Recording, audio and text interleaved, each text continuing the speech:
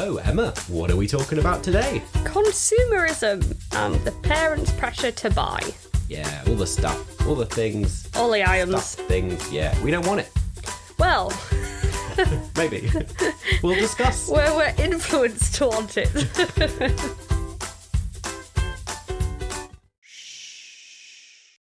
This episode is called Consumerism. Buy stuff. I feel like we should have some product placement in this episode if there's something. Welcome back to the Blanket Fort. Here in the Crippen household, the baby is asleep, so it's time to share our experiences as parents, have a bit of a chat, have a bit of fun, be a bit silly, and do some arts and crafts as well. Yeah. Same time sort of thing. We're a podcast for parents all around Yorkshire and beyond. We're not experts, but we're just here to share what's going on and build a community online so we can kind of offer mutual support to each other, having babies and toddlers particularly. But if you don't have a baby or toddler, you're very welcome. But a lot of our stuff's kind of catered to that age range. Yeah, that's it. If you're new here, I'm Elliot. I'm one part of your host here with my wife, Emma. I'm the one who, what am I going to say this week? I was going to say, I was looking at him like, what's the funny theme he's got? I'm the one that likes to collect stuff, and I'm pretty bad at throwing things out. Yeah. What about you, Emma? I'm Emma. I'm the one who really likes to throw things away. You're quite minimalist. Yeah, very minimalist. I like little, some little knickknacks, but if we haven't used it, I want it gone.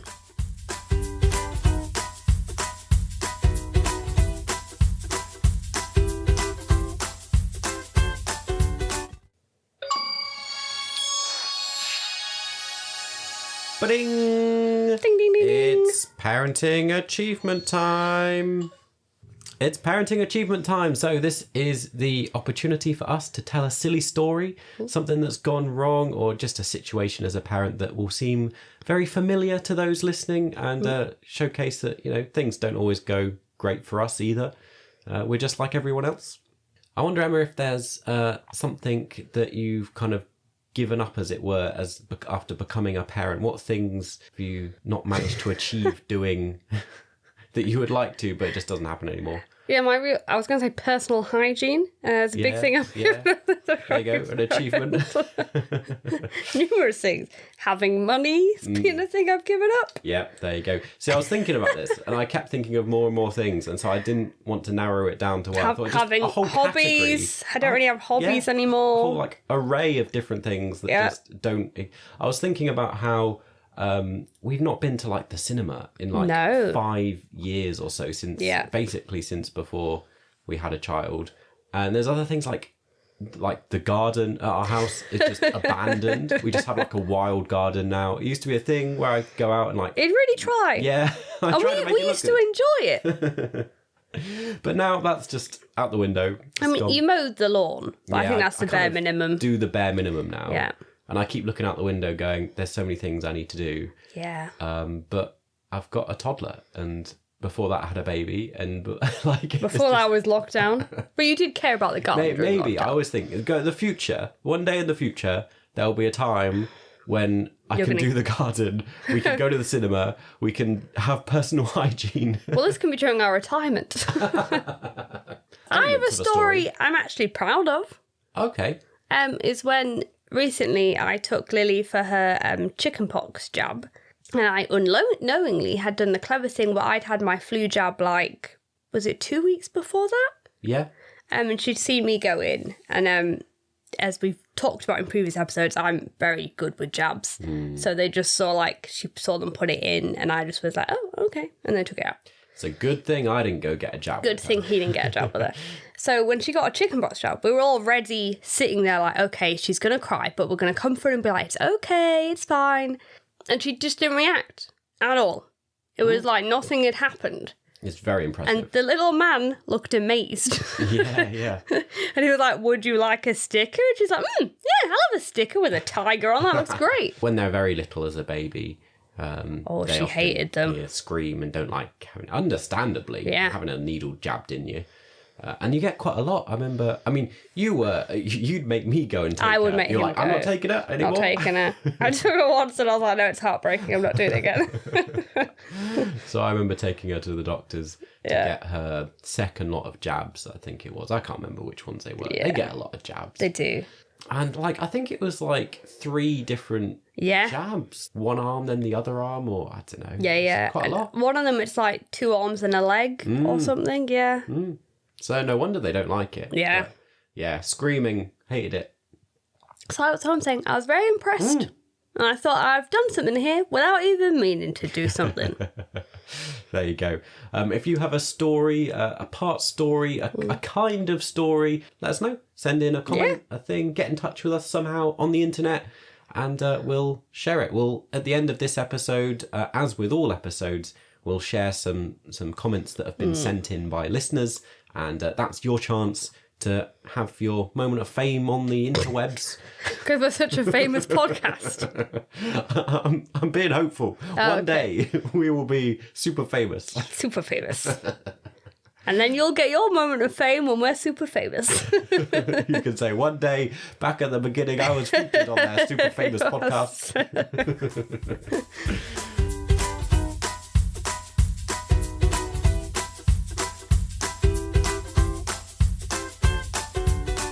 So keep going, picking those toys off the floor and tidying up. And while you do that, we'll get stuck into our main topic today, which is, as we've said, all about consumerism.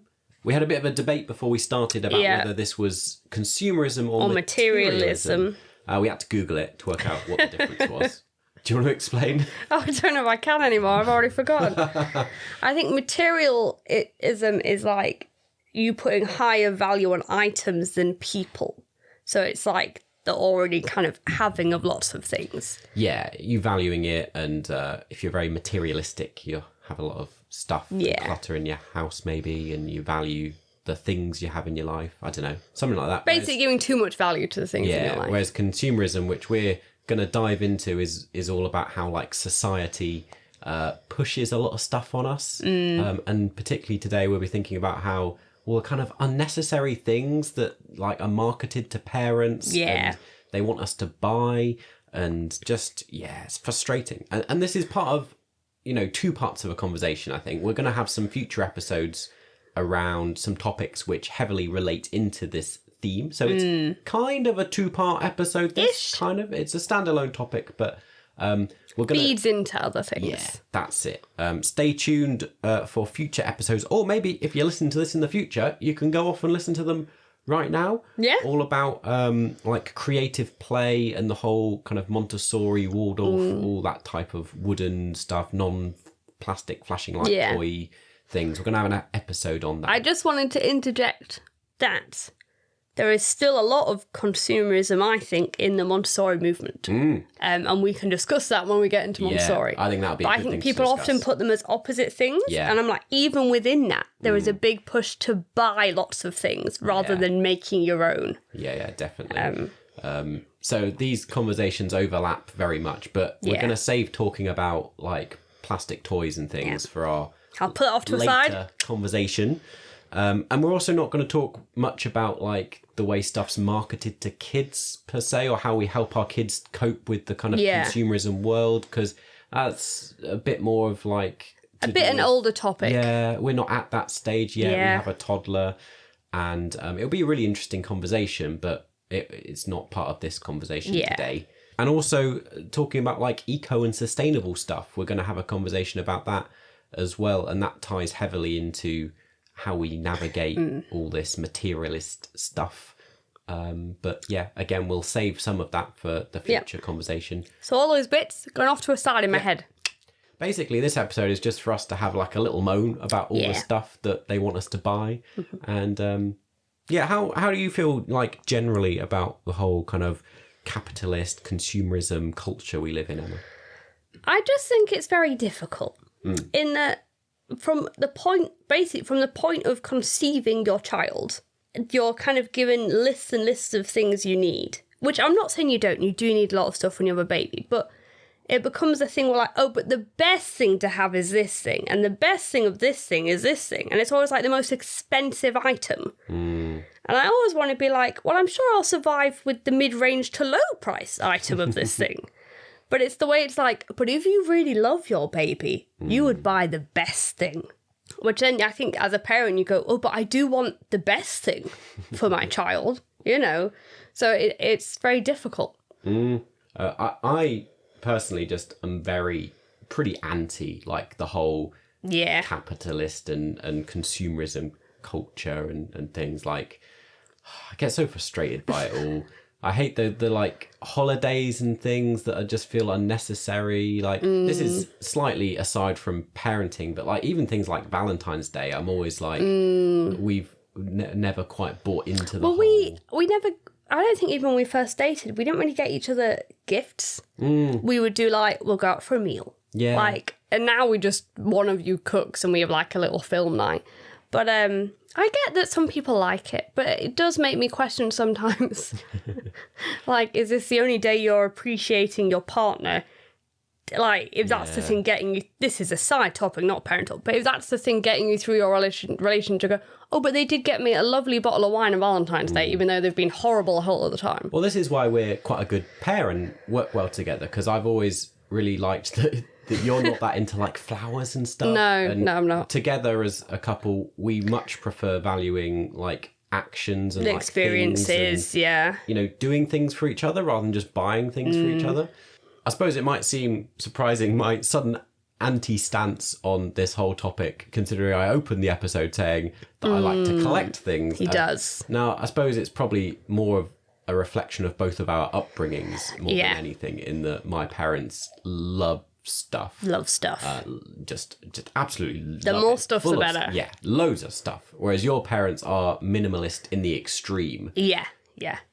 Well, my dad isn't. He has a shed of useful stuff. Oh, that's true. But my mum is a minimalist to extreme. I think it was because, if people don't know, I have a big family. Yeah. So there were 4 of us growing up as children with 2 parents, and I think there's too much stuff.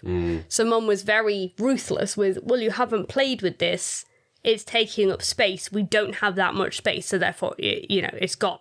So I think I've had that mentality of, well, we're not using it. Why would we keep it just in case when that's valuable space? Yeah. And so we've kind of met in the middle. We have. We still have disagreements sometimes. A lot of the time. Of like, where I'm like, I'm going to give this thing away. And he's like, no, that's a good thing. And I'm like, she never plays with it, but it's a good thing. I'm like, I'm not saying it's not good. I'm going to get into the argument. I'm just saying she doesn't play with it. So, like, I suppose this is a good example of the difference between... consumerism and materialism is I really don't like to buy stuff. No. Mostly because I'm cheap. He likes to have stuff. But I don't like to throw stuff away. No. He doesn't.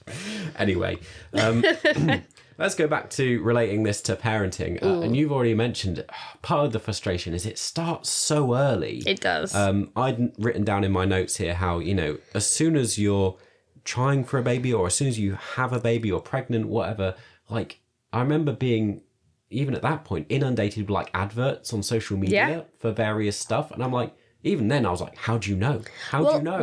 I knew like, this is when we were trying for a baby on Amazon, I'd ordered like ovulation tests. And then I kept getting sent things like, there's another super duper ovulation test you could get. Or there's this like, I don't know, just tons and tons of stuff that they'd be like, you'll want this and this. And I'm like, no, I just wanted one thing, actually. But now you've shown me this other thing. Maybe that would help me conceive. And this is my big frustration and annoyance, is that as a new parent, it's a whole new world. You don't know a lot. You're still learning. And so they're kind of taking advantage of that and marketing all these things to parents. It's true. And we all know it, like, when you go through it the second time and the friends we've spoken to, you all know, like, you suddenly have a better idea of what stuff you actually need and what stuff you don't really need. And it turns out there's quite a lot of things that fall into that category of you kind of don't really need. But the first time round, you don't really know what you're doing. No, you just, like, I think we, like, made a list of items we needed or seen reviews of, and then we just slowly worked our way in getting them. So we did an episode, this series, on the whole pregnancy journey. So if you haven't heard that, do go back and you can listen to our whole experience of that. But one of the things that we didn't touch on there, which we were saving for this episode, was a lot of the later bits of the pregnancy journey focused quite heavily around collecting and preparing all the stuff you need, all the stuff. Bits, for when the baby arrives. And so that was a big learning experience. Yeah. And also just finding out how expensive things were. Yeah, we were very shocked by the price of prams. Yeah. Like £1,000, some of these prams. I was like, or more. Yeah. And I kept being like, in my head it'd be like, I know this is stupid, but I thought it'd be like £70 or something. Like, I didn't even think there'd be that much. Did you not? Because you had older children in your family. Yeah. Who were, 5, 6, 7, whatever. I can't remember at the time. Yeah. And I was used to them going around in the little strollers, push chairs, buggy things. Yeah. Or maybe they might have been younger than that. Then if they were still in one of them. I think they would have been. Maybe. But they're cheap. They're quite cheap. Yeah. So I assumed that things would.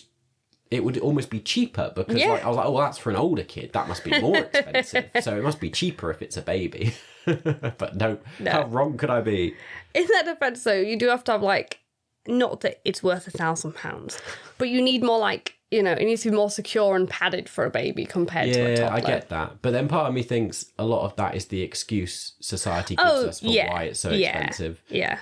But I'd be fascinated to know, if you're listening, how much did you spend on a pram? Yeah. Or did somebody buy it for you? Yeah. Because I know a lot of family members often, it's an expensive item, so they'll buy it for someone. So we did this. We tried to be savvy with our money, unintentionally, actually. Yeah, yeah. And we bought a second-hand pram on Facebook Marketplace. How much was it? I think about £50. £50, yeah. But we were very lucky in that we were just coming out of lockdown. And so someone had a brand new pram that they hadn't used. And their reason was that it had been locked down, so they hadn't needed to use it. I didn't quite understand, because I was like, well, you were still allowed to go outside for walks. Yeah, but I guess maybe they were like, well, it's a new baby and they didn't really want to go out and it was the wrong kind, what I mean? There's lots of reasons why they maybe didn't go out. So it's pretty much brand new and only been used a few times. And it was a good quality one. It was like £300 or £400 at original cost. And I think it was £700 originally. I don't think so. Well, but we'll look at the messages later. I disagree with you, Emma. I'm going to look it up. I think we've mentioned it before, but that's a good tip for parents, is to look at second-hand items. Facebook Marketplace is great for kids' clothes and all that kind of stuff. Yeah, all sorts of stuff. I think we've got all of our car seats and other bits and pieces like that from Facebook Marketplace, second-hand. And then also, with a lot of our car seats or things we don't use anymore, we then sold them back on Facebook Marketplace. Just be like, this is 20 quid. Anyone want it? And some things like that, particularly those expensive items like car seats and prams, hold their value pretty well. Also, because we got it for fairly cheap, we're happy to sell it for pretty cheap.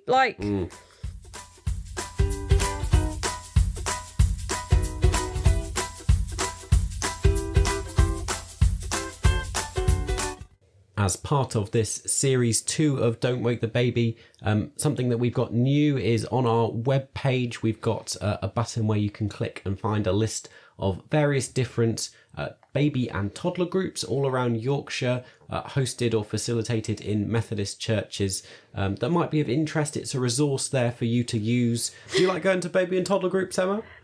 Me and Lily really enjoyed going to, was it Trinity? Oh, here in Harrogate.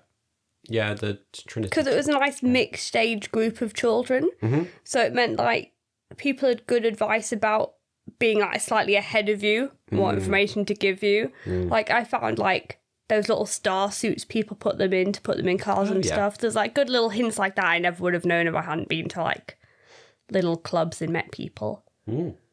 That's great. Well, if you're interested in looking at somewhere to visit or entertain your kid or whatever it might be. Messy Church, great opportunity. Yeah, Messy Church. There's lots of arts and crafts and things, particularly for slightly older kids. A good time generally on for littler toddlers just to run around and waste some time, really. Yeah. So there's a big list of all the different places that we're aware of that offer that around Yorkshire. So go check that out, along with all the rest of our social media and other places you can engage and talk to us and interact. Our Facebook community group chat thing, where we can talk with you and you could talk with us. You know, that's how we can talk works. together. Yeah, there you are. You can find all those links in the description-y bit down below, the show notes, you can find it. Just click about and you'll find the links. I always read the links out, but I don't know, you just go click them. Be independent. Yeah. Because no one, it's when people do this on YouTube, I'm like, no one's typing it in it because they're listening to it. Yeah. So. Yeah. We're on all the things. We're Don't Wake the Baby podcast. So you can find us all, Don't Wake the Baby _ podcast or various variations. I'm sure you'll find us. You can do it. Go on, go do it. We believe in you. Yeah.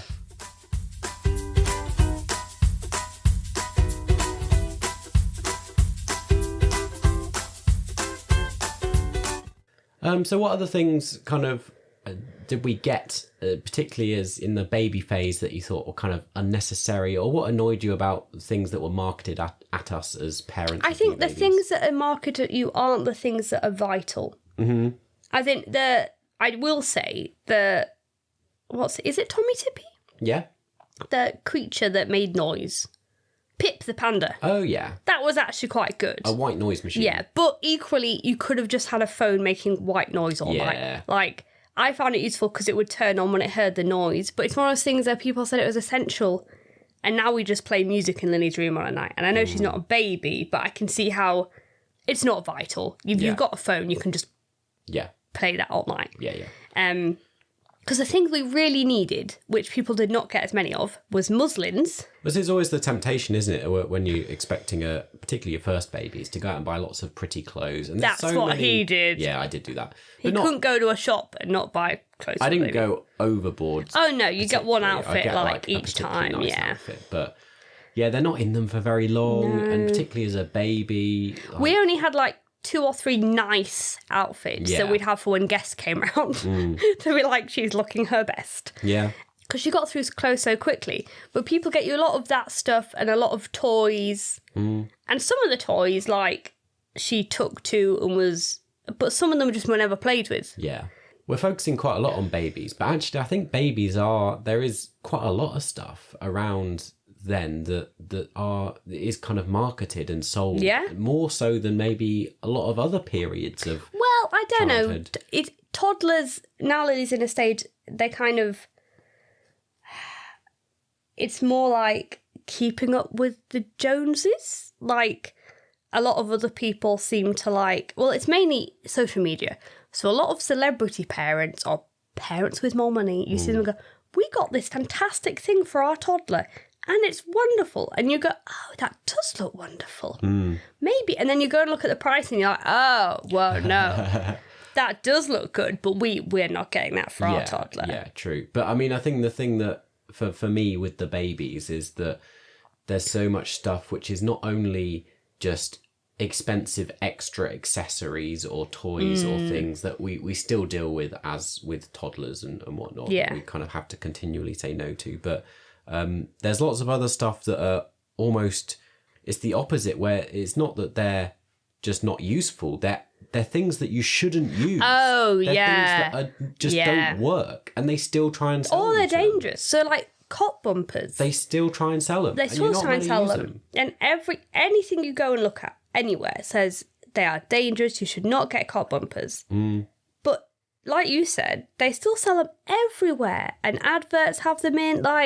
Yeah, you're right, there's a lot of stuff they push that they know from research that isn't something that babies should be having in their crib. And I suppose the things that annoyed me the most were actually things that we never bought into particularly. Yes, that's probably true. I think I was at that time quite aware that there was this kind of scam going on by companies to try and trick you into buying things you didn't need. Yeah, so I think also we watched a lot of YouTube videos of things I bought and regretted, and so things like bottle warmers and things that kind of, sure, they serve a function, they might be useful, but you can do it just as well in other ways. And I discovered when I was researching that there's things like wipe warmers, like baby wipe warmer. I didn't even know that existed. I know, it's just such weird stuff. And then the thing that always used to really get me was because Lily you struggled breastfeeding, so Lily was formula fed for quite a mixed fed for a while. Mixed So fed. we used formula, and that like heavy, or what is it called? Filling. Filling. For hungry babies. One, and also the follow-on formula that's like 3+ or whatever. Yeah. They're all a scam because babies don't need them. No, this what I remember. This was the good bit of advice our health visitor. She was saying, like, just keep, for however old they get, just have the newborn one. That has everything in you need. The ones that are for hungry, it doesn't have anything else more in it. Like, it just physically is heavier, so fills them up. But you don't need that. Like, they're not having the goodness from it. So she was just like, only ever get the standard one. Yeah. All the others, they don't need all this extra stuff. Yeah. And the older follow-on milk ones, I mean, I suppose they kind of are useful, but by that age, kids should be normally eating and drinking anyway, like once they're one at least. Yeah. I can see if your child isn't. Yeah. Maybe they have the benefits, but they're getting that nutrition and other bits from elsewhere. They don't need the extra. And I think the big scam there is that it kind of suddenly dawned on me that like on TV adverts and things, that they're, because of the whole breast is best kind of big campaign to get more women breastfeeding, companies aren't allowed to advertise formula, the baby formula. Yes, that's why they have the follow-on. They are allowed to advertise follow-on. So all the adverts you'll see for baby formula is all the follow-on stuff, which subconsciously makes you think, oh, that must be the better one. Yeah. Just so frustrating. The other one that really gets me is like baby shoes and baby socks. Oh, yeah. For like baby, they don't walk. Why do they need shoes and socks? They're wearing onesies. I do get... we got the most adorable little fox once. Although she was kind of... That was when she was... one. Yeah. No, because a lot of people tried to get her shoes. And I wanted to be like, they're adorable. Don't get me wrong. But she has no need for shoes. Yeah. Like, what is she going to do? Yeah. Kick them off her feet, then we're going to lose them. Like, yeah, you're right. It's a lot of accessories that come that you're just like, the baby doesn't need that. And again, it's like going against advice, because like when they're very, very first learning to walk, it's better for them to not have things on their feet. Yeah, it is, yeah. So, yeah, just frustrating. The other one I've got noted down here is, I think you had a conversation with your mum over this, like talcum powder. Oh, yeah. Because I remember back in our day, that used to be it was the in thing. That's a baby thing. You put on babies. Yeah. No, Mum was desperate to get us talc.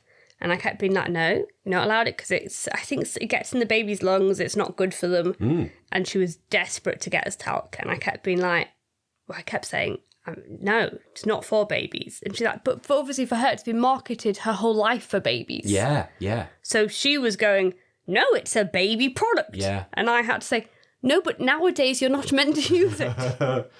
Another very similar example where we had a very similar conversation to that, and moving us on slightly age-wise. The age is once we got to baby-led weaning, which again we've done another episode on. So if you want to hear more of our stories there, you can go listen to that. Is around like sugar in things, and there's a lot of kids' food products that when we're first starting out on food, our parents were like, well, it's aimed at kids. It's like kids' yogurts. Yeah. And they were like, well, it's a kid's yogurt. It must be fine. And we were like, no, it's full of sugar. Yeah. Literally full of sugar. Of course, we don't care now. Yeah. Because... that ship sailed. Yeah. But at the time, we cared. When she was 6 months and starting food, we were very much like, well, she'll have Greek yogurt or something, not a kid's yogurt. And it's sad now, because back then she ate Greek yogurt like it was the most delicious yogurt in the world. And now she's tasted, sugary yogurt. And she goes, well, why would I eat Greek yogurt? And you get why they do it, because it makes it tastier. The kid then gets hooked on it. They'll buy more. Yeah. And as a parent, you'll buy more. But it's like, so frustrating. A lot of it's time saving, though. Or as we've kind of hinted at, is like the cost is a big element. That often plays into this conversation around those kids things, and all those bits that are marketed are a lot cheaper than buying like healthy snacks. Or what's recommended, or just like, time is money. Like, there might be ways that you can do it that don't require you to buy the extra things, like the bottle warmer. You might be able to heat up a bottle in a different way. But it might be really quick, Yeah. So you got to weigh it up sometimes, don't you?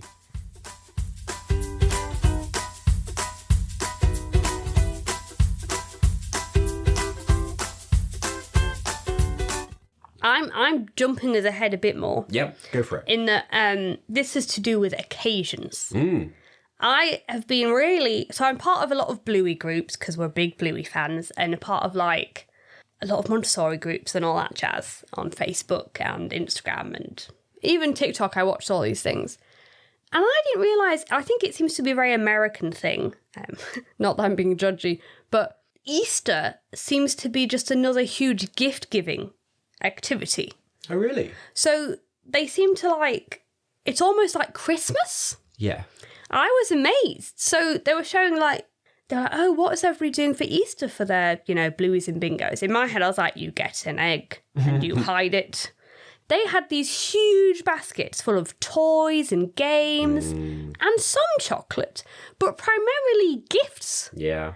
And I was kind of like slightly appalled in the amount of stuff that was in these baskets for one child. But also, it made me think like Easter is a really big celebration, but I feel like it's just another excuse, another marketing thing than to go, you need to get this huge Easter basket and you need to fill it with all these expensive toys because that's what your child wants. Yeah.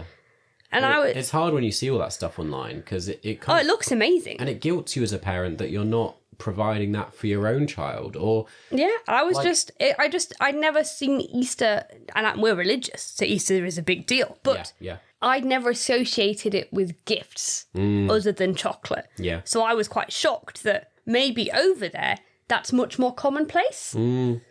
It's like Halloween now, there's boo baskets. What's a boo basket? Oh, see, this is another consumerism thing. A boo basket is normally what from what I've seen on TikTok, you can come at me and tell me I'm wrong, seems to be gifts put in a basket, but primarily for the woman.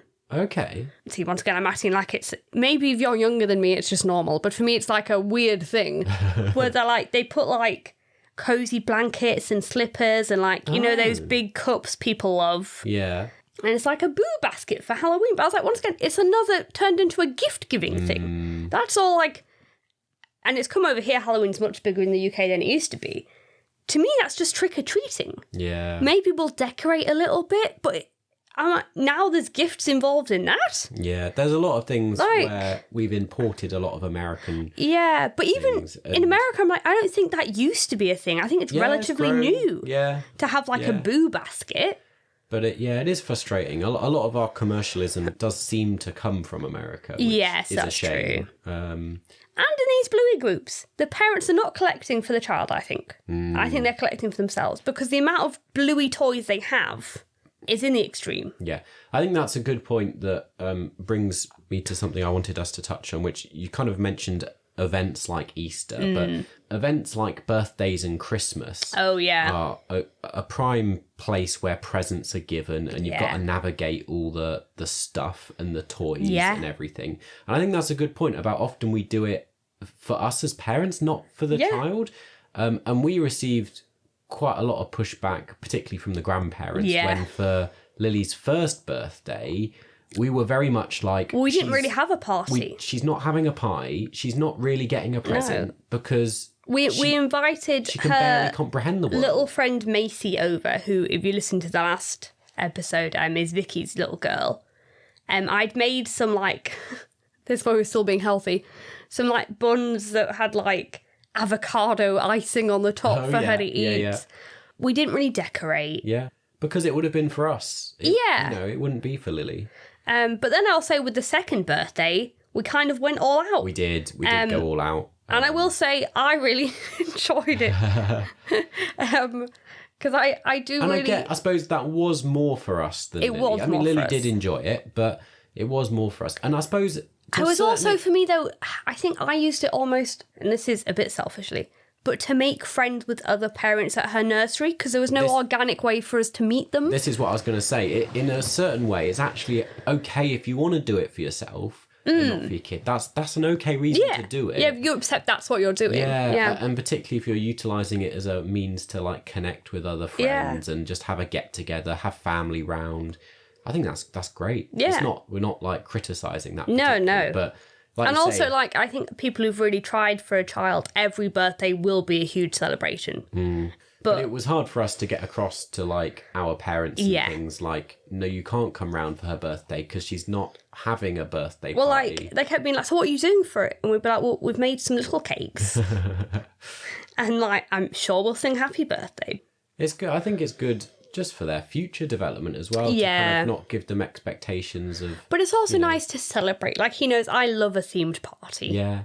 And we did do a Bluey themed party for her did. second birthday, and she enjoyed that, and we... Part of the reason it was Bluey themed is because her cousin, who's 6 months older than her, they gave us all their old Bluey decorations. So I'm hoping they keep liking the same stuff and we can just steal some of their decorations for the next party. And make use of that hand-me-downs. Yeah, That, but I'm really that's true. pushing for a Tiger Who Came to Tea party next. And I don't think she'll be into Tiger Who Came to Tea by the time it comes But around. I mean, with the Bluey stuff, like you say, you've seen on those Bluey groups, people just go overboard with this stuff. But it is hard. There's a lot of things like that. Now we've hit the toddler years where, you know, all these franchises where the toys are marketed at the children. Yeah. And it is hard when we go in a shop now. You go to Morrison's or a supermarket and they have Bluey toys. Lily knows what Bluey is. Yeah. Particularly frustrating, I think, that for Bluey, it's a show that really promotes creative play. True. And that isn't around consumerism.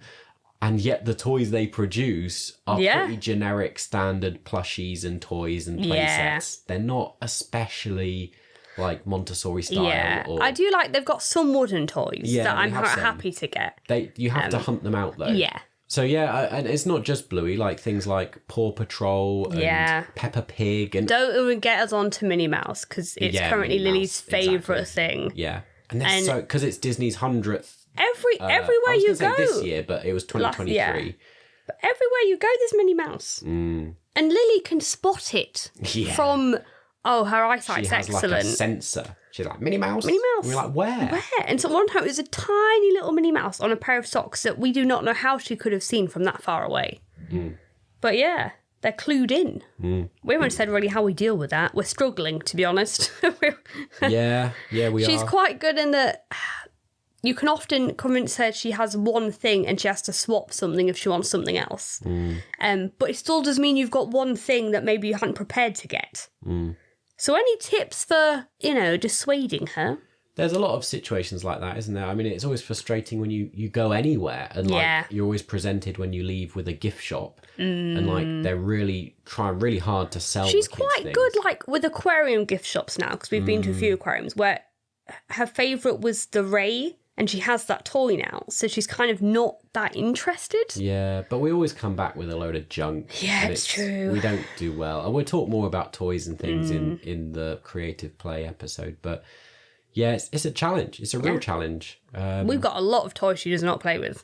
The other little bit I wanted to kind of mention before we move on relating to toddlers was I was amazed when we first discovered like how much shoes cost. Oh, yeah. And like when we went to get her first shoes.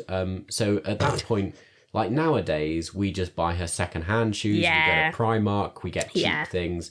When for her first shoes, both our parents were very adamant that this was like a big event. And they need to be Clark's shoes. They need to be Clark's shoes. They had to be. Both sets of parents had this, and I don't know what marketing Clark's must have had in the previous generations. Well, I think it's a great, we often talk about what was it like in the 90s, and I think we've almost directly experienced it through our parents. Yes, because they're slightly older, The ideas that they come out with and suggest to us now are directly the result And I'm not saying Clark's weren't good shoes. I just think now it's not quite as comparable as it used to be. Yeah. And they're just so expensive. But yeah, they're both very adamant. You need to get Clark's shoes for their first shoes. They're like tiny little things that are like floppy little leather. And it was like £70. Yeah. I'm like, what? Yeah. What is this? Yeah. This is crazy. At some point, I'll share the story of I took her to go and get her feet measured for her first pair of shoes. And it did not go well. She pretended she couldn't walk. Yeah. And then the people kept telling him, why are you getting her shoes when she can't walk? And he was going, She can. She can. But she just lost it. She lost it. Yeah. Yeah, you know. Is there anything else we want to touch on that we've not talked about? Think. There's nearly always things that we miss and forget, and I'm sure we'll think of things later. I'm sure there will be. I'm trying to have a quick rack of my brain to see if there's anything I thought I'd mention. Join us in the Facebook group chat and we'll tell you. There was something I read about, which may link to another topic, but they said one of the things that makes children value items is if you punish them by taking an item away. Because you're saying that item has a lot of value because you've taken it away as a punishment. Yeah. So they said a better punishment is like saying like, oh, you can't do a certain thing. Yeah. So it's to say like, oh, you can't play on your Game Boy, not I'm taking the Game Boy away. This is a very old example because I don't use Game Boys anymore. But that kind of rephrasing of it, even to make it be like, it's not the item that's valuable, it's the time you're spending on it, or it's like, you can't go and do whatever activity you wanted to go do. Yeah. Because they said if you're saying, I'm taking this item away, it's then, oh, this item is very valuable. That was a thing I read about recently. That's a good tip. And I thought that was interesting. Because it's, I think through all of this, it's just finding good ways to navigate this. Yeah. You know, we can't do a lot about it. I mean, a lot of this episode is airing our frustrations of why is society like this?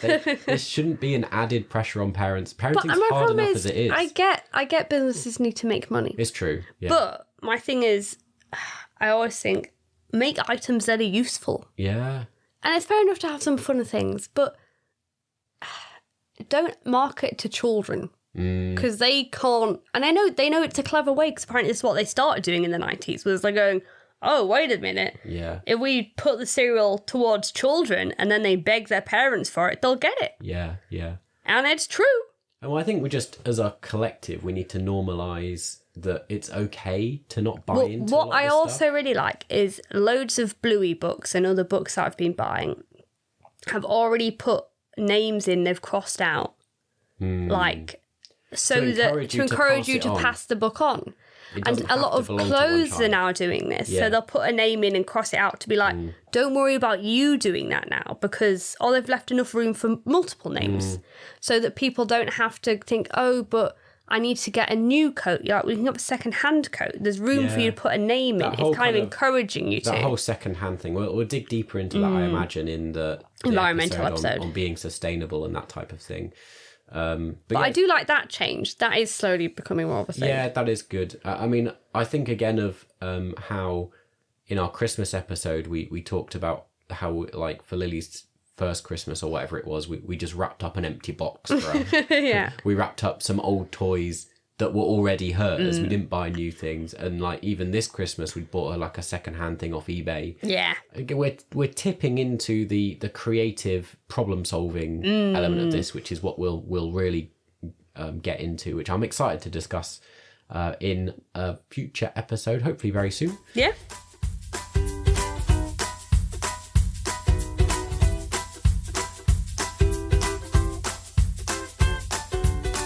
Have you got any parenting stories you'd like to share? Why, yes, I do, Emma. We don't actually have that many this week, as in real time. It's just been Christmas. It's just been Christmas, so everyone's been incredibly busy. But a shout out to a little podcast that we've connected with that's over in Cardiff, a mum there who's been in touch with us, and we've been chatting on Instagram. We have, it's been nice. And she did a shout out to our podcast on her show. A really nice shout out as well. It was lovely. Thank you so much. So I thought I'd mention that she messaged expressing some frustrations over Christmas around like the toys that her son had been given, particularly like a massive like ride along car with like flashing lights and all that stuff. And and where would you put it? It's difficult when you have to, like, when other people give you gifts and they don't quite align with how you're trying to navigate and consumerism. It's hard because you're trying to teach your child to be grateful. Yeah. So you've got to go, oh, thank you. But at the same time in your head, you're going, what am I going to do with that? Yeah. Yeah, we have a little bit of this with my parents who But they've done quite well this year, though, because I think they've got, once you kind of explain to people and are quite strict about it, they kind of understand that you don't want too much. Yeah. I saw a great thing, it was probably on TikTok, as you normally do, that was like trying to encourage parents saying, you know, if you think back to your childhood, what you remember isn't the toys that you got? Can you remember like what gifts you were given at like birthdays and Christmases? Typically, like we remember like how it felt and like being around family, the excitement, the whole... And that we had like a nice coal fire you could all snuggle around. Yeah, those are the things that you remember like in later years. So the things don't matter. No. That's probably our it's a good takeaway. point. Well, thanks to Katie for sending us a message. That's great. We would highly recommend going to check out her podcast. It's called Mamalog, or she's Mamalog Podcast on Instagram. Go check it out. Well, it's been good to be here in your ears. In your ear. Chatting away to you. Having a little whisper. Do let us know your thoughts. If you disagree with us, well, that's tough. We are right. I always get astounded when he suddenly goes on this. I'm joking. I know. Obviously. He's joking. He's joking. No, I'm not. Not really. We are. Well, he often does think he is right. He's very stubborn. I'm a stubborn man. He's a stubborn man. But let us know. Get in touch. We'd love to chat with you about this topic. If you hold strong views or no views or anything in between. Well, if you hold no views, you're not going to talk, are you? Yeah. Go comment and get in touch. Yeah, I have no view. I have no views on this whatsoever. Your podcast is rubbish. Well, no, if they'd no views, it wouldn't even be rubbish. What about the topic? Not about the show. I see. Okay, fair enough. Yeah, if you've listened through this far of the podcast, go find like a post of ours somewhere online and comment and go, I have no views. Yeah. Yeah, that's what you need to do. There you go. I think it's getting too late now, Elliot's losing it. It's slowly unwinding. How do we sign this thing off? Right, go. Don't wait the baby. Don't wait the toddler. We'll see you next time on Don't Wake the Baby. Bye.